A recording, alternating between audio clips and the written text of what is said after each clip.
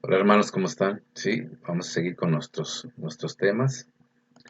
El tema anterior que vimos se llamó Jesús ayuda a los necesitados. Vimos cómo Jesús está atento de estar atendiendo a los necesitados en lo espiritual y en lo físico. Esta lección que vamos a ver ahora es la lección 11, que se llama Jesús nos amó hasta el extremo. La pasión, muerte y resurrección de nuestro Señor Jesucristo es la máxima expresión del amor de Dios en la que plenamente nos da su salvación. Jesús, por su gran amor al Padre y a los hombres, ha dado su propia vida, porque nadie tiene mayor amor que el que da la vida por los amigos. Es con este sacrificio que Jesús realiza la nueva y definitiva alianza que Dios mismo había anunciado a la humanidad a través de los profetas. En nombre del Padre, el Hijo y el Espíritu Santo. Amén. Padre nuestro que estás en el cielo, santificado sea tu nombre. Venga a nosotros tu reino. Haga, Señor, tu voluntad en la tierra como en el cielo. Danos hoy nuestro pan de cada día. Perdona nuestras ofensas como también nosotros perdonamos a los que nos ofenden. No nos dejes caer en la tentación y líbranos de todo mal. Amén. En nombre del Padre, del Hijo y del Espíritu Santo. Amén. Entonces vamos a ver cómo Jesús acepta voluntariamente el sufrimiento y muerte en la cruz para dar sentido a todos los sufrimientos humanos y transformándolos en redentores por la propia fuerza del amor. En esta lección la palabra de Dios nos enseñará la medida del amor de Cristo para despertar en nosotros los mismos deseos de correspondencia, conversión, arrepentimiento y fe renovada. Entonces, desde el milagro que hizo con Lázaro, había agrandado el más coraje de los orgullosos que juraron acabar con Jesús. Los fariseos y los jefes de los sacerdotes se reunieron en una junta suprema y estaban viendo los problemas que había tenido la fama de Jesús. ¿Sí? Entonces Caifás, el sumo sacerdote, les dijo: es mejor para ustedes que muera un solo hombre y no que la nación sea destruida. Entonces íbamos a ver cómo ya estaban conspirando contra Jesús y, estaban planeando ya matarlo, ¿no? Y al contrario, los humildes que lo reconocieron como el Mesías. Vamos a ver nuestra primera cita, que es del Evangelio de Mateo, capítulo 21, del 1 al 9.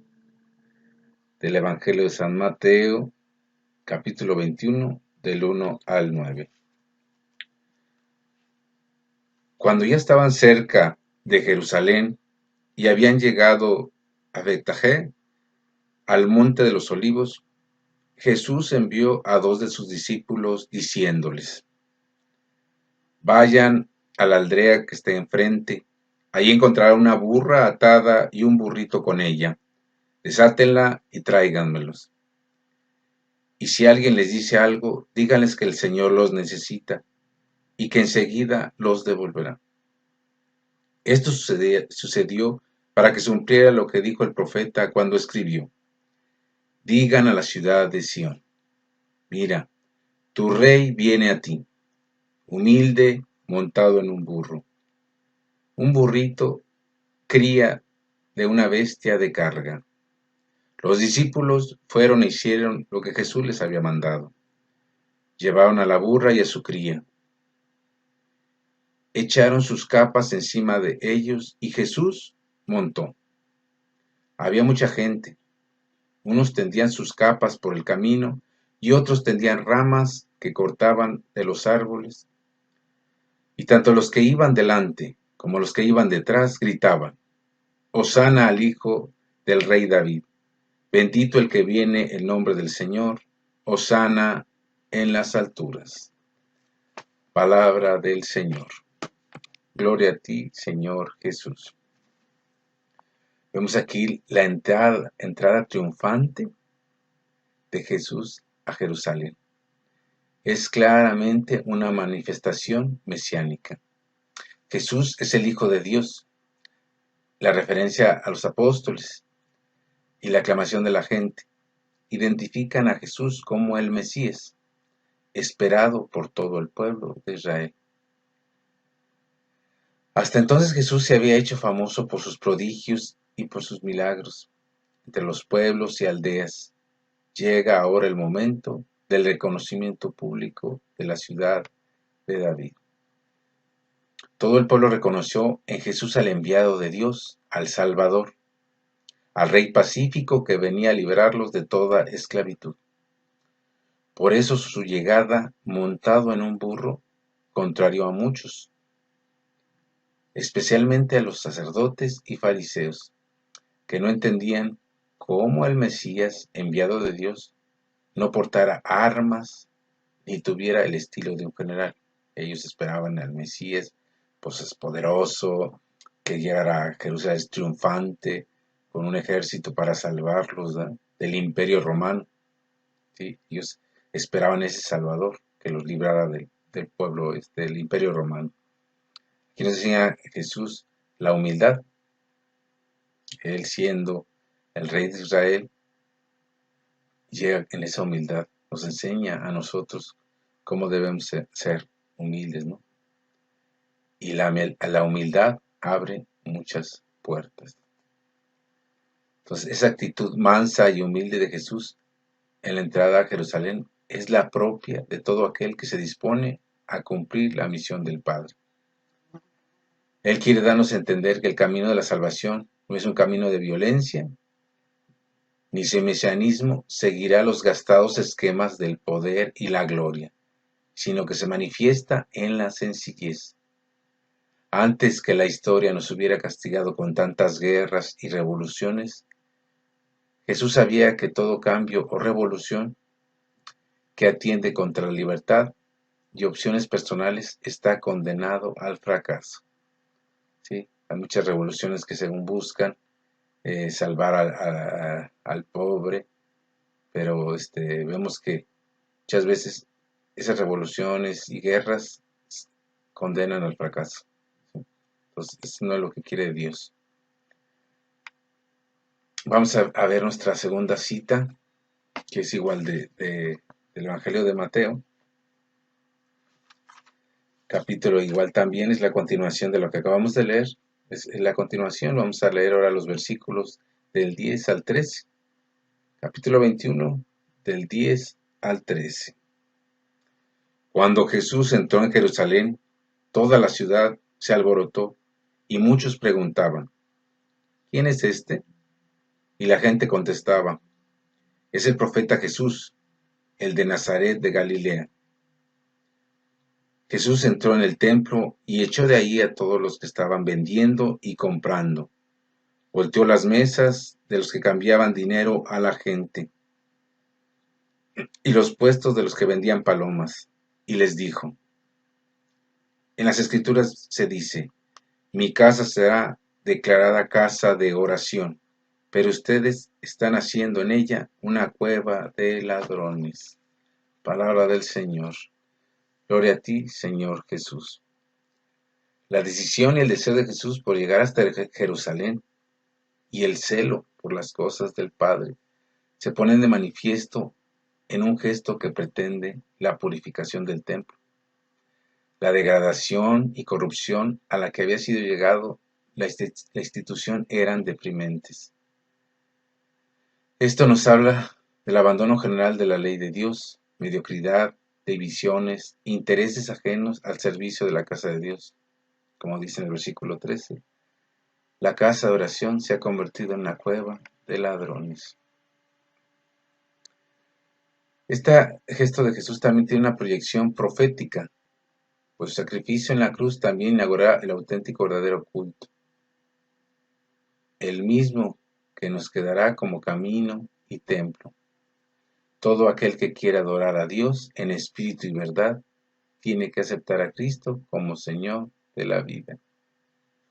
Sí, aquí vemos como hay mucha gente que dice que, pues, aunque Jesús era humilde y amoroso, pues no se puede enojar, ¿no? Aquí vemos como él sí se enoja porque la gente estaba, tratando como su casa, como dice, una cueva de ladrones, ¿no?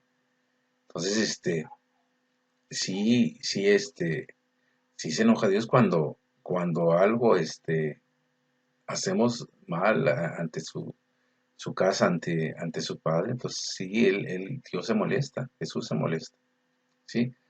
Entonces, hoy en día más que nunca estas palabras retumban en nuestros oídos y nos molestan en todas nuestras actitudes que nos apartan de la auténtica oración.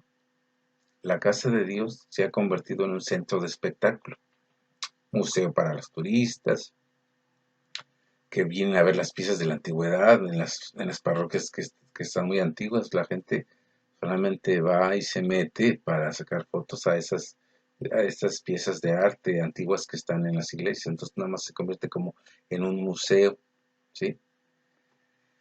También se convierte en una pasarela donde criticamos los últimos diseños de novias y quinceañeras. Y bueno, un lugar donde me entero de los últimos chismes, ¿no? Entonces aquí nada más estamos a lo mejor observando, vamos a la iglesia cuando nos invitan a una fiesta de boda, 15 años y estamos criticando.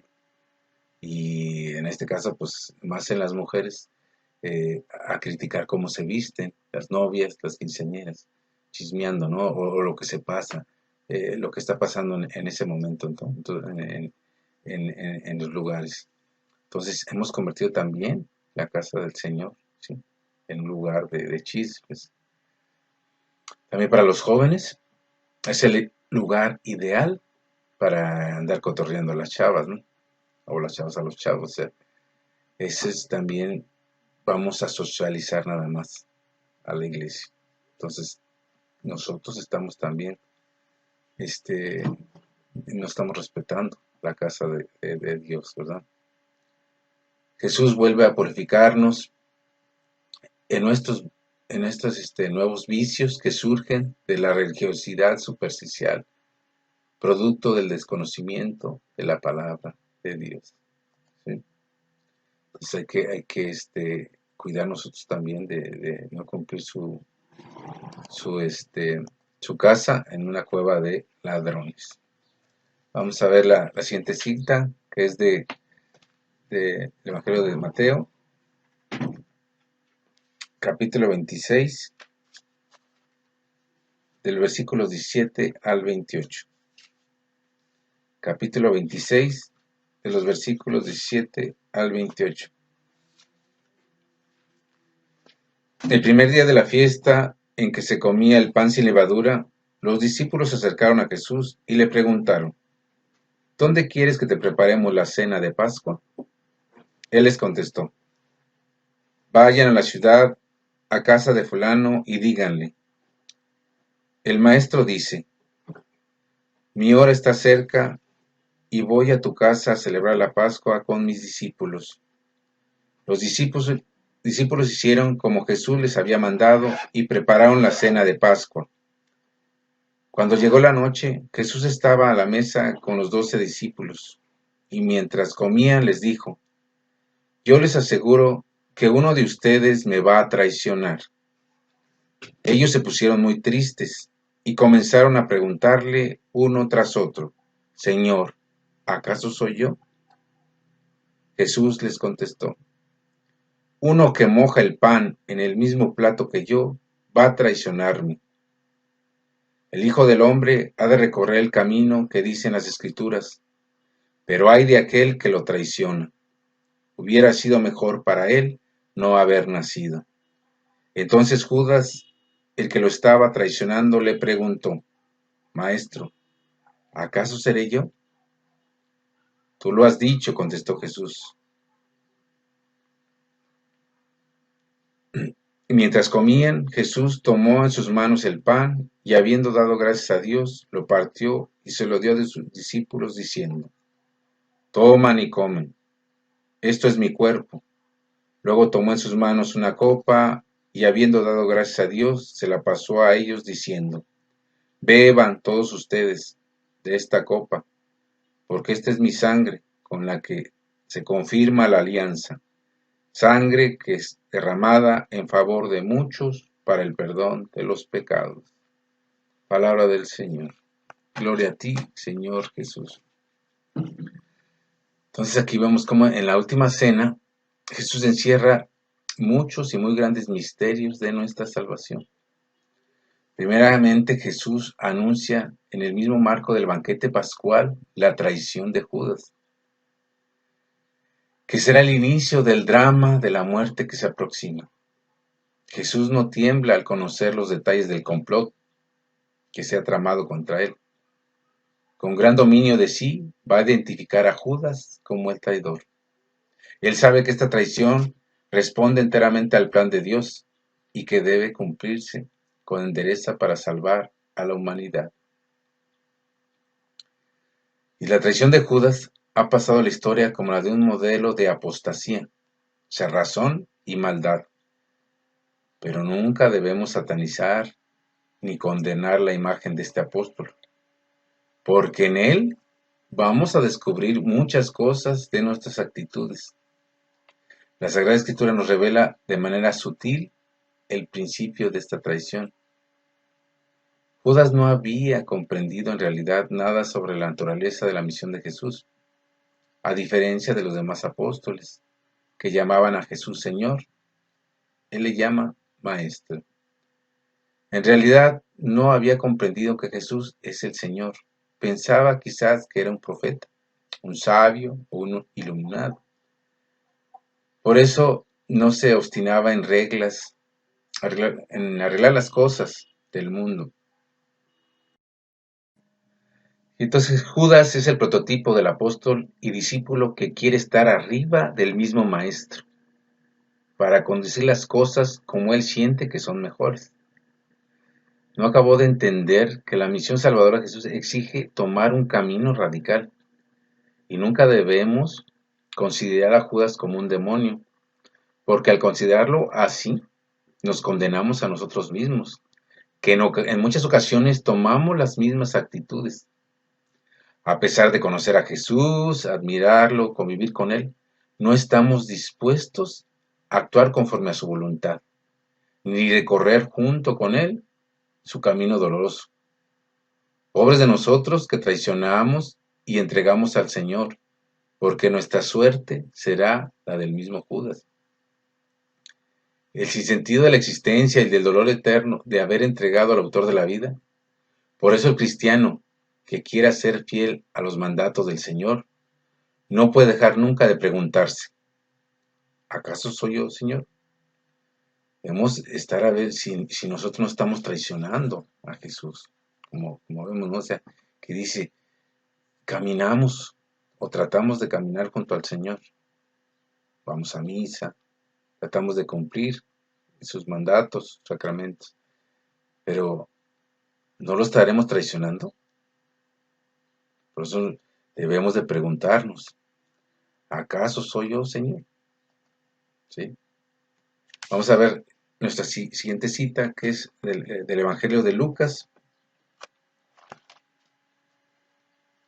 Evangelio de Lucas, capítulo 22, del versículo 7 al 20.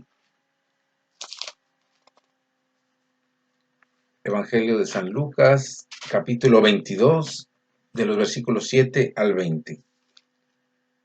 Llegó el día de la fiesta en que se comía el pan sin levadura, cuando se sacrificaba el cordero de Pascua. Jesús envió a Pedro y a Juan diciendo: vayan a prepararnos la cena del Señor.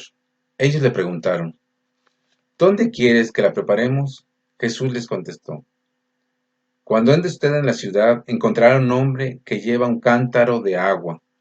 Síganlo hasta la casa donde entre y digan al dueño de la casa: el maestro pregunta, ¿cuál es el cuarto donde voy a comer con mis discípulos la cena de Pascua? Él les mostrará en el piso alto un cuadro grande y arreglado como para la cena. Preparan ahí lo necesario. Ellos fueron y lo encontraron todo como Jesús les había dicho, y prepararon la cena de Pascua. Cuando llegó la hora, Jesús y los apóstoles se sentaron a la mesa.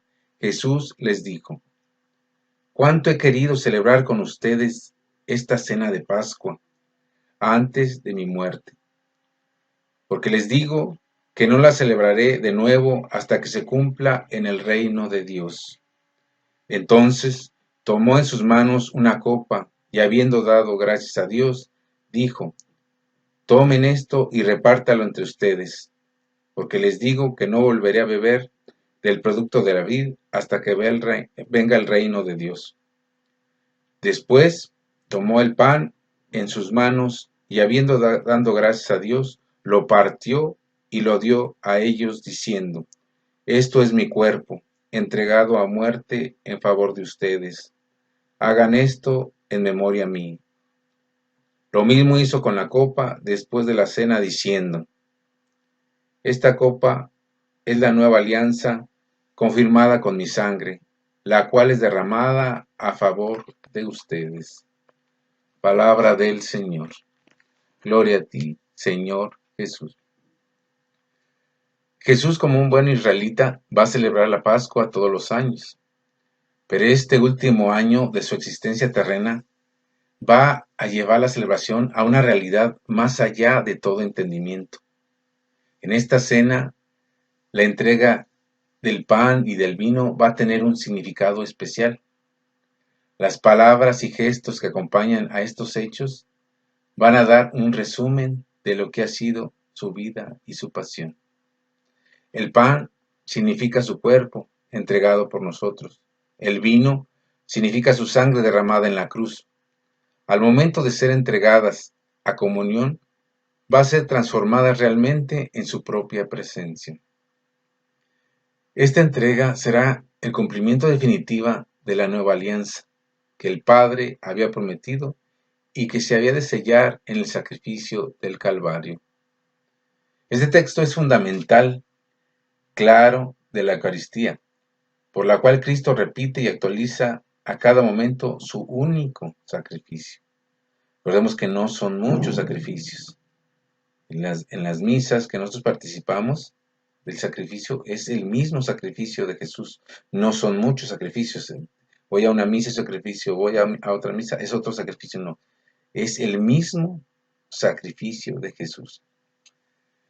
Lo cual en cada celebración eucarística es como Cristo vivo y glorioso se hace presente en el altar y se ofrece nuevamente al Padre en unión con toda la Iglesia.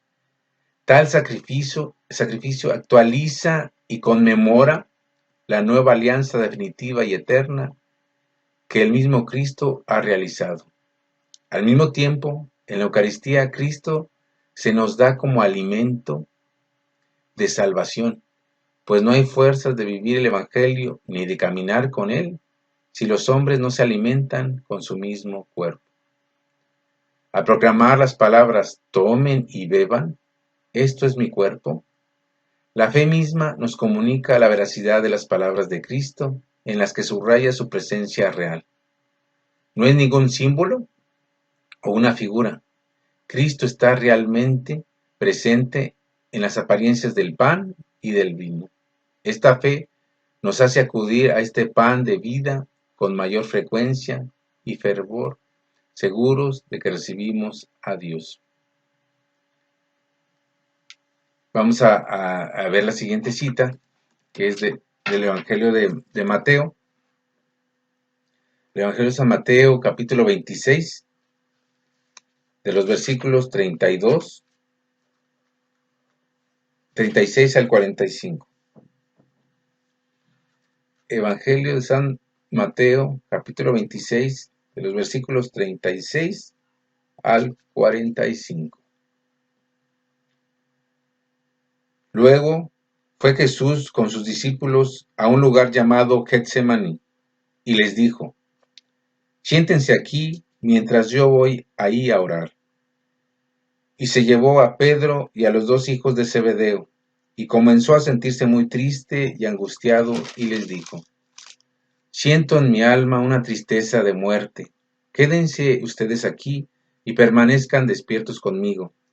Enseguida Jesús se fue un poco más adelante, Se inclinó hasta tocar el suelo con la frente y oró diciendo: Padre mío, si es posible, líbrame de este trago amargo, pero que no se haga lo que yo quiero, sino lo que quieres tú. Luego volvió donde estaban los discípulos y los encontró dormidos. Le dijo a Pedro: ¿Ni siquiera una hora pudieron ustedes mantenerse despiertos conmigo? Manténganse despiertos conmigo. Oren para que no caigan en tentación. Ustedes tienen buena voluntad, pero son débiles. Por segunda vez se fue y oró así: Padre mío, si es posible evitar que yo sufra esta prueba, hágase tu voluntad. Cuando volvió, encontró otra vez dormidos a los discípulos, porque sus ojos se cerraban de sueño. Los dejó y se fue a orar por tercera vez, repitiendo las mismas palabras. Entonces regresó a donde estaban los discípulos y les dijo: ¿Siguen durmiendo y descansando? Ha llegado la hora en que el Hijo del Hombre va a ser entregado en manos de los pecadores. Palabra del Señor. Gloria a ti, Señor Jesús. Vemos cómo la misión que el Padre encomienda a Jesucristo, su Hijo, siempre incluye crisis durísimas y pruebas de muerte, porque va a llegar la salvación y necesariamente pasamos por el camino doloroso de la cruz. Como Jesús, como todo hombre, él primero va a enfrentar la angustia real de muerte. Sabe que si quiere cumplir la voluntad del Padre, tendrá que aceptar el sufrimiento y la muerte. Este drama impresionante de dolor lo expresa Cristo con la amarga oración: Padre, si es posible, aleja de mí esta copa. Sin embargo, que se cumpla no lo que yo quiero, sino que quieres tú. Todo aquel que se decide cumplir la misión del Padre, Getsemaní, es el paso obligado. ¿Sí? Nosotros a veces queremos, pues, lo bonito, ¿no? Queremos, como decíamos en el tema anterior, o sea, pedirle a Dios y que yo me sienta bien, sentir bonito, simplemente. Pero entonces, si yo decido cumplir la misión del Padre, pues Getsemaní es el paso obligado. Yo tengo que sentir esa misma crisis, esa misma angustia, ¿sí? A lo mejor no que me vayan a matar, pero sí a lo mejor que yo vaya a caerle mal a personas que van a hablar de mí. Y bueno, mucha gente en algunas partes pues sí tiene que pasar por un sufrimiento doloroso y tal vez de muerte. En las regiones donde no hay libertad religiosa o persecución de los cristianos, ¿no? Entonces, tenemos que pasar por esa prueba nosotros también, ¿no? El relato destaca el fallo de los apóstoles que no pudieron acompañar en la oración de Jesús. Dice Jesús: ¿no pudieron una hora acompañarme? Él en esa angustia esperaba pues que sus discípulos lo acompañaran en oración para fortalecerlo a él, y los encontró dormidos, ¿no? Se fue a orar 3 veces y regresa y los encuentra dormidos. Tristemente, ¿no? Porque él espera ese apoyo, esa oración de sus amigos, ¿verdad? Tal vez él es el reflejo de la mayoría de los cristianos, que experimentamos en carne propia la dificultad de aceptar el sufrimiento y la muerte como un camino obligado a la salvación. Es en esta soledad donde los verdaderos amigos de Jesús encuentran las fuerzas para permanecer fieles, pidiendo con todo su ser: hágase tu voluntad. Cumplir la voluntad de Dios es el camino auténtico de la realización humana. Orar ante el Padre no es cambiar su voluntad, sino adaptarnos a ella. Por eso, el beato Carlos de Foucault, que también se le conoce como hermano Carlos de Jesús, decía: el único rumbo que debe tomar el hombre es el cumplimiento de la voluntad divina. ¿Sí? Es el rumbo, es el único camino que debemos seguir. Darle cumplimiento a la voluntad divino. Este hermano, este beato, también tenía una oración muy bonita, ¿sí? Que su oración decía: Padre mío, me entrego en tus manos, haz de mí lo que quieras, sea lo que sea, te lo agradezco. Gracias por todo, estoy dispuesto a todo, lo acepto todo, con tal de que tu voluntad se haga en mí y en todas tus criaturas, y en todos aquellos que tu corazón ama. No deseo nada más. Dios mío, me entrego en tus manos sin medida, con infinita confianza, porque tú eres mi Padre. ¿Sí? Él se abandonaba en la voluntad del Padre. Entonces, ojalá nosotros, todos los cristianos, pudiéramos decir esta oración, ¿verdad? ¿Sí? No deseo nada más. Dios mío, me entrego en tus manos sin medida, con infinita confianza, porque tú eres mi Padre. Entonces, esta oración no solamente es de aceptar la voluntad, aceptar también los sufrimientos que vengan, ¿verdad? Como decía él, estoy dispuesto a todo y lo acepto todo. Y gracias por todo, sea lo bueno o lo malo que me vaya a pasar, por tu voluntad, yo lo acepto, ¿no? Entonces, y también él hablaba, ¿no? También él tenía es una biografía que hablaba también de las injusticias de algunos gobiernos, ¿no? Que él decía: cuando el gobierno comete una injusticia grave con aquellos a quienes en cierta medida tenemos a nuestro cargo, hay que decírselo, porque no tenemos el derecho de ser centinelas dormidos, perros mudos, pastores indiferentes. Y nos habla cómo nosotros debemos, él, como vemos en la otra oración que hacía, él aceptado a la voluntad de Dios, ¿verdad? Pero también él veía cómo debemos hablar ante las injusticias. Veíamos la humildad en el principio, ¿no? Una persona humilde no es que no diga nada, no es que esté siempre callada, no, una persona humilde acepta que no es nada sin Dios, que necesita la ayuda siempre de Dios, acepta que no es nada, esa es la humildad, pero no, humildad no quiere decir que vayamos por el mundo agachados, que todos nos digan de cosas, que no respondamos nada, sino que ser humilde es eso, yo acepto la voluntad del Padre y yo sé que sin Él no soy nada. Pero ante las injusticias, claro que debemos hablar. Aquí hablaba de los gobiernos, ¿no? Y cometen esas injusticias graves contra la gente. Y decía él que a cierta medida tenemos a nuestro cargo, porque Jesús nos los encarga a nosotros, ¿sí? Denles ustedes de comer, atiéndanlos ustedes. Veíamos el tema anterior, ayuda a los necesitados, y como cristianos debemos seguir sus pasos de Jesús. Entonces esa gente que está necesitada está a cargo de nosotros, los cristianos. Y si entonces nosotros hay que decírselo, hay que gritar esas injusticias. Dice, porque no tenemos el derecho de ser centinelas dormidos, perros mudos, pastores indiferentes.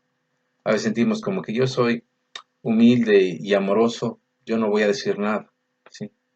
Pero hay que ver que somos, desde bautizados, somos profetas para anunciar a nuestro Señor, pero también para denunciar lo malo. Vamos a ver nuestra siguiente cita, que es del Evangelio de Juan, San Juan, capítulo 18, del 1 al 11. El Evangelio de San Juan, capítulo 18, del 1 al 11. Después de decir esto, Jesús salió con sus discípulos para ir al otro lado del arroyo Cedrón. Ahí había un huerto donde Jesús entró con sus discípulos. También Judas, el que lo estaba traicionando, conocía el lugar porque muchas veces Jesús se había reunido ahí con sus discípulos.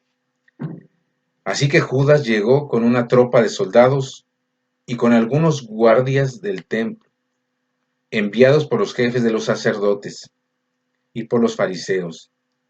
Estaban armados y llevaban lámparas y antorchas. Pero como Jesús ya sabía todo lo que le iba a pasar, salió y les preguntó: ¿A quién buscan? Ellos contestaron: a Jesús de Nazaret. Jesús les dijo: Yo soy. Judas, el que estaba traicionándolo, se encontraba ahí con ellos. Cuando Jesús les dijo: Yo soy, se echaron hacia atrás y cayeron al suelo. Jesús volvió a preguntar: ¿A quién buscan? Y ellos repitieron: a Jesús de Nazaret. Jesús les dijo otra vez: Ya les he dicho que soy yo. Si me buscan a mí, dejen a estos otros que se vayan. Esto sucedió para que se cumpliera lo que Jesús mismo les había dicho: Padre, de los que me diste no se perdió ninguno. Entonces Simón Pedro, que tenía una espada, la sacó y le cortó la oreja derecha a uno llamado Malco, que era criado del sumo sacerdote. Jesús le dijo a Pedro: Vuelve a poner la espada en su lugar. Si el Padre me da de beber este trago amargo, ¿acaso no habré de beberlo? Palabra del Señor. Gloria a ti, Señor Jesús. La primera reacción que se tiene ante la voluntad de Dios es de inaceptación y rebeldía. El hombre se rebela ante los designios divinos, porque no puede comprender que estos son el sufrimiento y la muerte. Por ello Pedro intenta convencer a Jesús de que se aparte de este camino humillante. Como en otras ocasiones, Pedro no había entendido que la misión de Jesús pasa irremediablemente por el sufrimiento. Por eso Jesús lo llama Satanás. Y esta vez, nuevamente Pedro intenta desviar la misión de Jesús, atrapándolo con violencia del cáliz que el Padre le ha de beber. Este cáliz es la figura de la sangre que él iba a derramar. Por eso Jesús se ofrece enteramente al Padre, porque sabe que esto es lo mejor para todos. Así también el cristiano debe empeñarse en cumplir con la voluntad divina. El cincelazo 543 nos resume la idea: seamos testarudos solamente en querer cumplir la voluntad del Padre. Vamos a ver la siguiente cita, que es el Evangelio de San Lucas, capítulo 22.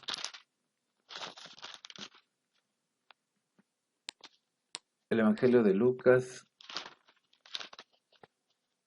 capítulo 22, versículos del 54 al 62.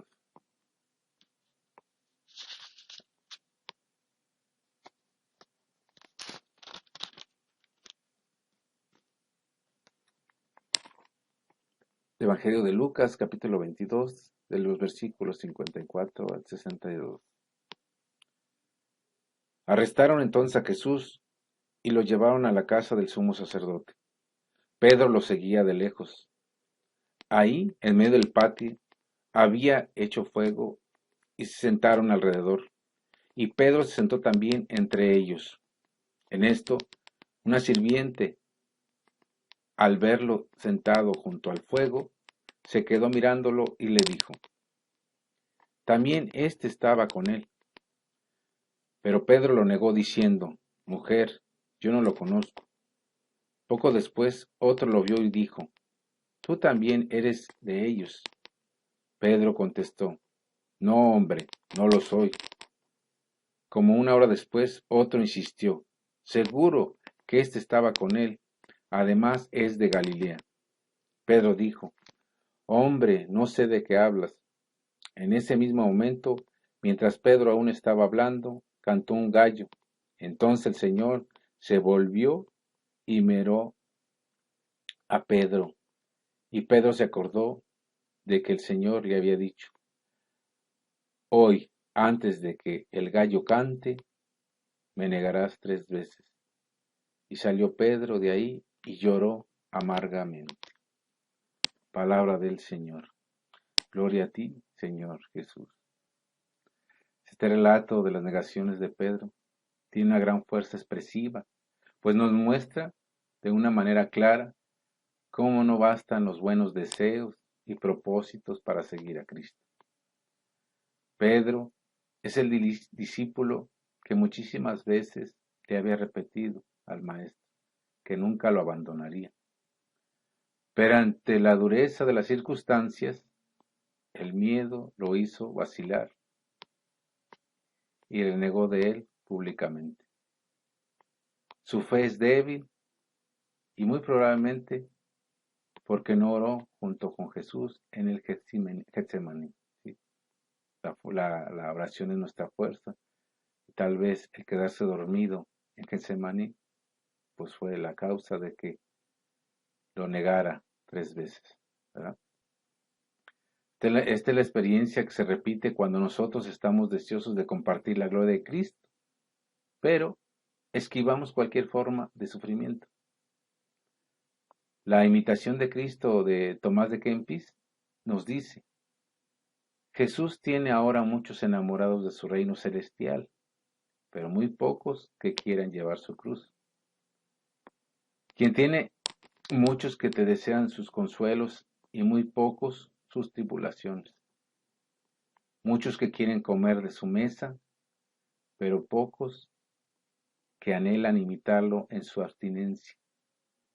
Todos aceptan el gozo con él, pero pocos sufrir algo por él. ¿Sí? Como decimos a veces, solamente lo bonito. Por sentimentalismo tenemos, ¿no?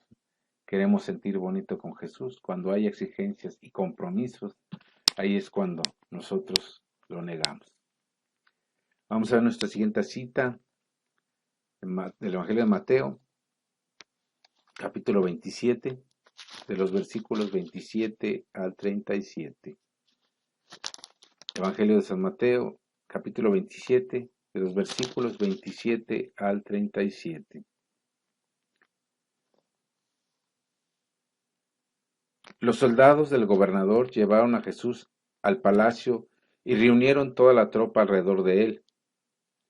Le quitaron su ropa, lo vistieron con una capa roja y le pusieron en la cabeza una corona tejida de espinas y una vara en la mano derecha. Luego se arrodillaron y delante de él, y burlándose decían, «Viva el rey de los judíos». También lo escupían y con la misma vara le golpeaban la cabeza. Después de burlarse así de él, le quitaron la capa roja y le pusieron su propia ropa y se lo llevaron para crucificarlo. Al salir ahí, encontraron un hombre llamado Simón, natural de Cirene, a quien obligaron a cargar con la cruz de Jesús. Cuando llegaron a un sitio llamado Gólgota, es decir, lugar de la calavera, le dieron a beber vino mezclado con hiel. Pero Jesús, después de probarlo, no lo quiso beber. Cuando ya lo habían crucificado, los soldados echaron suertes para repartirse entre sí la ropa de Jesús. Luego se sentaron ahí para vigilarlo. Y por encima de su cabeza pusieron un letrero donde estaba escrita la causa de su condena. El letrero decía, «Este es Jesús, el Rey de los judíos». Palabra del Señor. Gloria a ti, Señor Jesús. Jesús manifiesta su grandeza y de Rey y Salvador, abrazando por amor a la humanidad las múltiples humillaciones y castigos.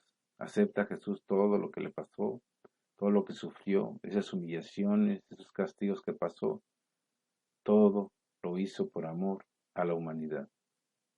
Él reúne en su persona todas las humillaciones de los indefensos, de las víctimas, los expulsados y oprimidos. Carga también con todo el peso del pecado del mundo. Estos sufrimientos de Jesús son la prueba máxima de su amor. Contemplar su cabeza coronada de espinas y todo su cuerpo azotado es introducirnos de lleno en el mismo misterio de nuestra salvación. Nos amó hasta el extremo, ¿sí? Jesús tuvo que cargar todo eso simplemente por amor a nosotros. Decía San Pablo de la Cruz, las penas de Cristo son las señales del amor. Por eso en adelante no podemos mirar el rostro sangrante de Cristo sin descubrir nuestra propia maldad. Dios, nuestro Padre, no es un sádico al que le agradan los dolores de su hijo. Ningún padre quiere que le maten a su hijo, cuanto más el Padre del cielo. Lo que Dios quiere realmente es que su hijo fuera fiel y obediente a su misión hasta las últimas consecuencias. Debemos decir que la muerte de Jesús fue únicamente querida por la maldad humana. Es nuestro mayor pecado rechazar a Cristo y conducirlo a la muerte. Toda esta obra redentora de Cristo se da enteramente por amor y nunca por sufrimiento. Es lógico pensar así, porque lo que el mundo le faltaba no era sufrimiento y dolor, sino amor. Eso es lo que Cristo vino a enseñarnos, el amor, escrito con letras mayúsculas. Un amor que no es sentimentalismo superficial, sino la fuerza impulsora que nos empuja a darnos generosamente a los demás, así como Él mismo lo hizo. No hay amor más grande que el dar la vida por los amigos. Vamos a ver del Evangelio de Mateo. Evangelio de San Mateo, capítulo 27, versículos de 50 al 55. Evangelio de Mateo, capítulo 27, del 50 al 55. Jesús dio otra vez un fuerte grito y murió. En aquel momento el velo del templo se rasgó en dos, de arriba abajo. La tierra tembló, las rocas se partieron, y los sepulcros se abrieron, y hasta muchas personas santas que habían muerto volvieron a la vida. Entonces salieron de sus tumbas después de la resurrección de Jesús y entraron en la ciudad santa de Jerusalén, donde mucha gente los vio. Cuando el capitán y los que estaban con él vigilando a Jesús vieron el terremoto y todo lo que estaba pasando, se llenaron de miedo y dijeron: de veras este hombre era hijo de Dios. Estaban ahí mirando de lejos muchas mujeres que habían seguido a Jesús desde Galilea y que lo habían estado ayudando. Palabra del Señor. Gloria a ti, Señor Jesús. El momento de la muerte de Jesús es un punto culminante en la historia de salvación. Por eso, más que descubrir los hechos en sí, debemos preocuparnos por su significado. Mateo presenta esos acontecimientos como un acto de obediencia. Jesús ha aceptado este trance y entrega voluntariamente su espíritu al dueño y Señor de la vida. Numerosos signos acompañan la muerte de Jesús, ¿verdad? La cortina del templo se rasgó en dos partes. Puede significar el dolor del padre que rasga su vestidura al ver a su hijo muerto. Pero más seguramente nos quiere explicar la inauguración y apertura del nuevo templo que está abierto para toda la humanidad. Este nuevo templo en el santuario del Espíritu Santo, por el que todos somos introducidos en el conocimiento del misterio de Dios. Hoy más que nunca el hombre tiene acceso al conocimiento de Dios, que es la salvación. También dice: los sepulcros se abrieron y resucitaron varias personas santas. Este signo podemos interpretarlo sencillamente como la resurrección de los muertos, de los cuales Jesús es el primero. Él es el primogénito de entre los muertos, el primero en resucitar y en abrirnos el camino de la gloria al Padre. Cristo nos marca con la resurrección el camino de la vida verdadera. En adelante, todo aquel que deposita en Cristo su confianza, muere y resucita junto con Él.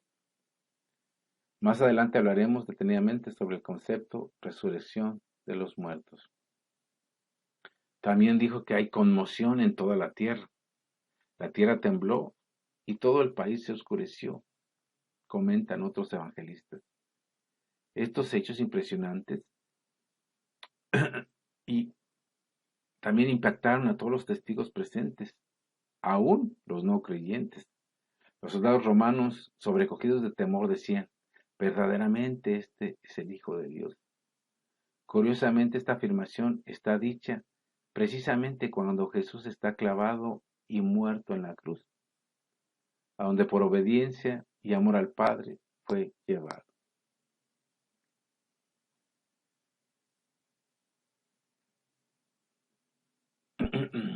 Vamos a ver esta cita de Mateo, siguiendo con Mateo, en el capítulo 28, del 1 al 10.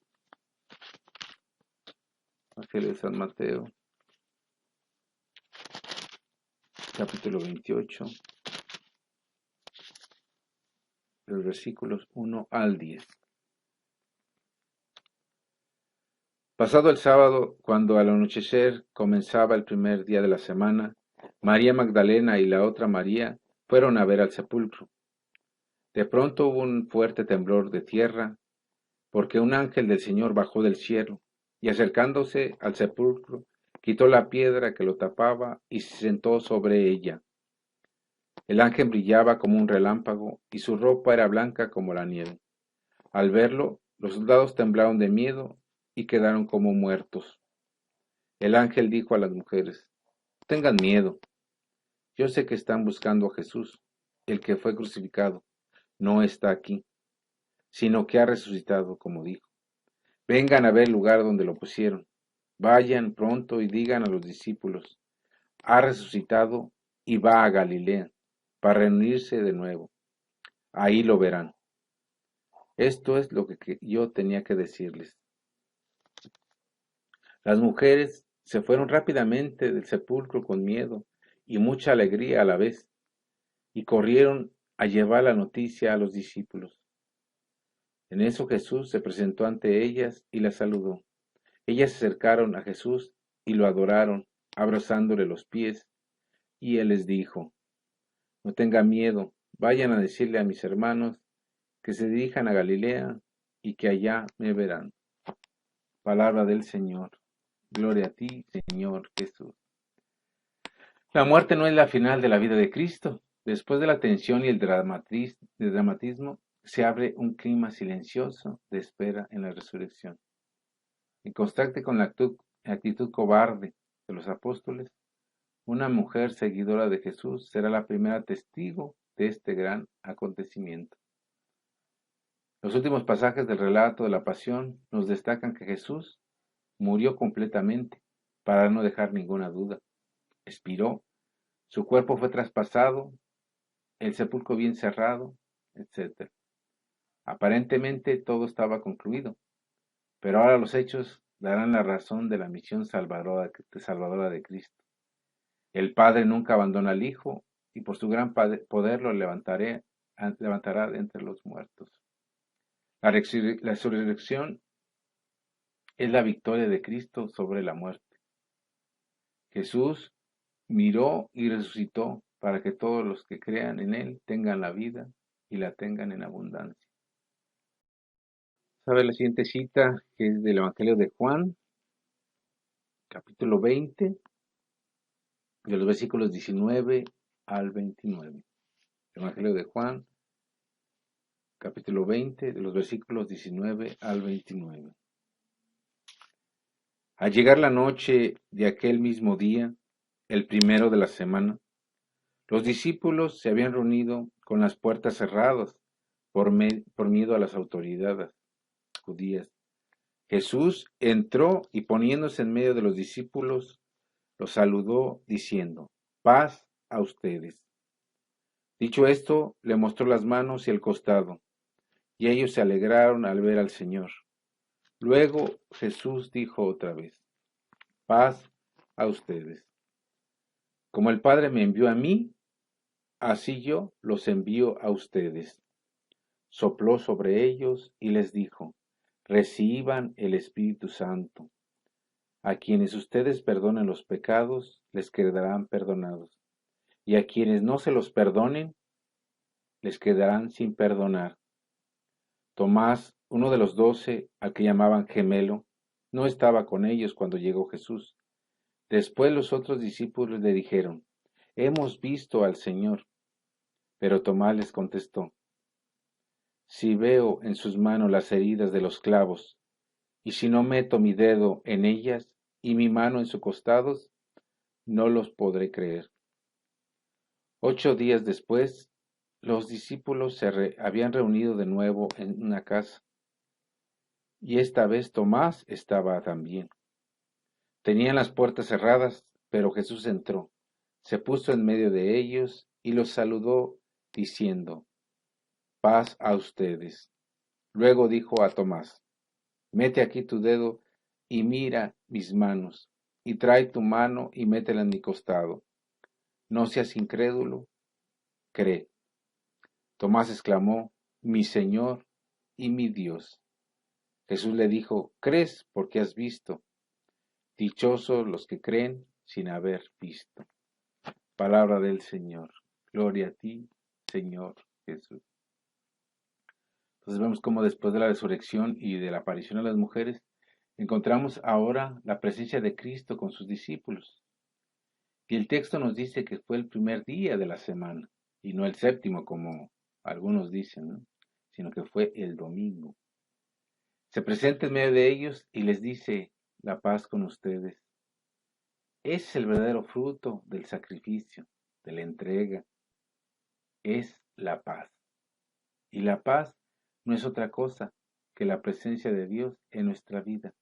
Eso es lo que anhelamos todos, ¿sí? Aquí vemos también cómo Jesús les dice,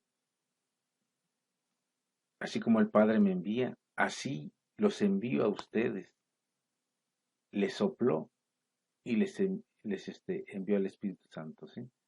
Entonces vemos como no nada más en Pentecostés, ¿no? Como algunos piensan que solamente en Pentecostés los apóstoles recibieron el Espíritu Santo.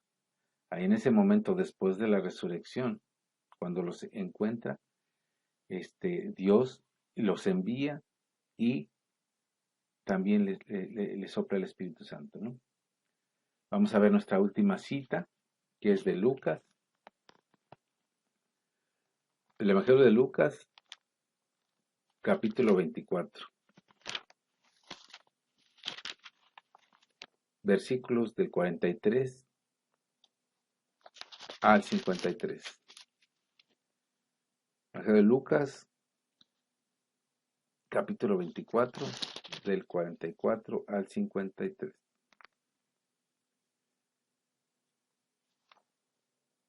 Luego les dijo, lo que me ha pasado es aquello que les anuncié cuando estaba todavía con ustedes, que había de cumplirse todo lo que está escrito en mí, en la ley de Moisés, en los libros de los profetas y en los salmos.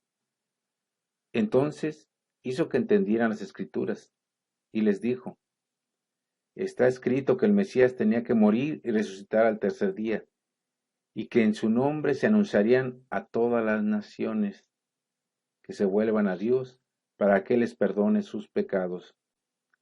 Comenzando desde Jerusalén, ustedes deben dar testimonio de esas cosas. Yo los enviaré sobre ustedes lo que mi Padre me prometió. Pero ustedes quédense aquí en la ciudad de Jerusalén hasta que reciben el poder que viene del cielo. Luego Jesús los llevó fuera de la ciudad hasta Betania y alzando las manos los bendijo.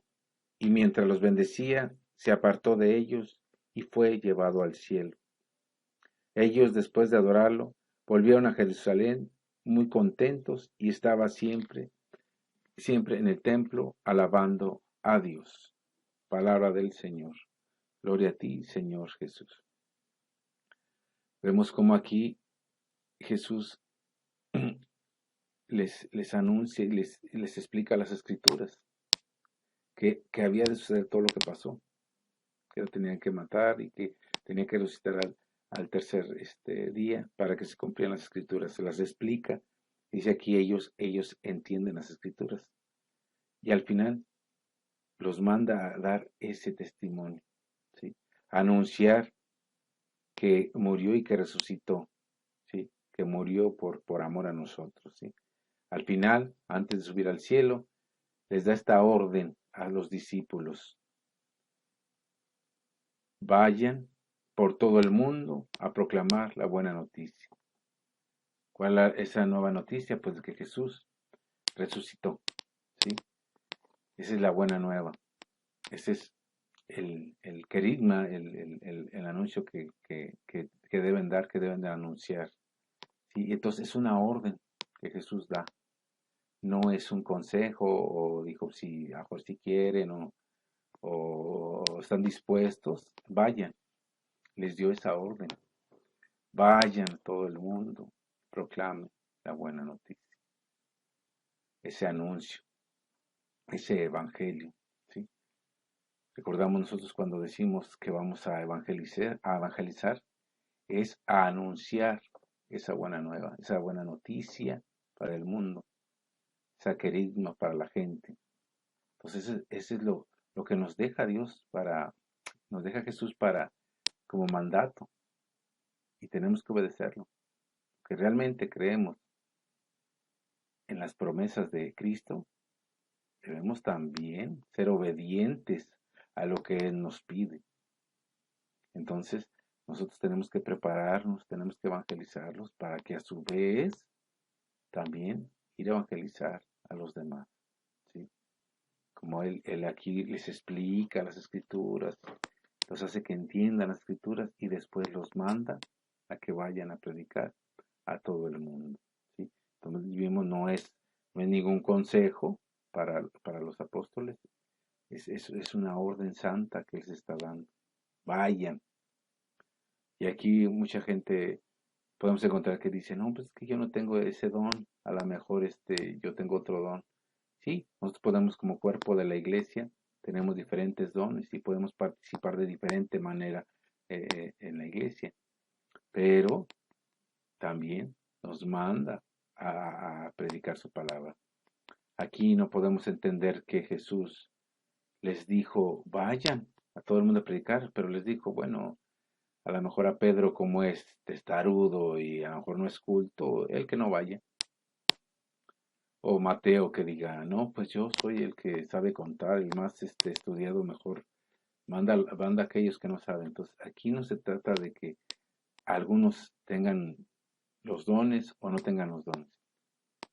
Cristo nos manda a predicar a todos los que queremos seguir sus pasos, que vayamos a predicar a todo el mundo. Bueno, mis hermanos, aquí terminamos este tema, ¿sí? Espero que en su casa sigan las citas bíblicas en su Biblia, y si no, terminando el tema, pues ustedes vuelvan a repasar las citas para que quede más claro, ¿no? Pues que Dios los bendiga, ¿sí? Nos vemos próximamente en el siguiente video. En nombre del Padre, del Hijo, del Espíritu Santo. Amén.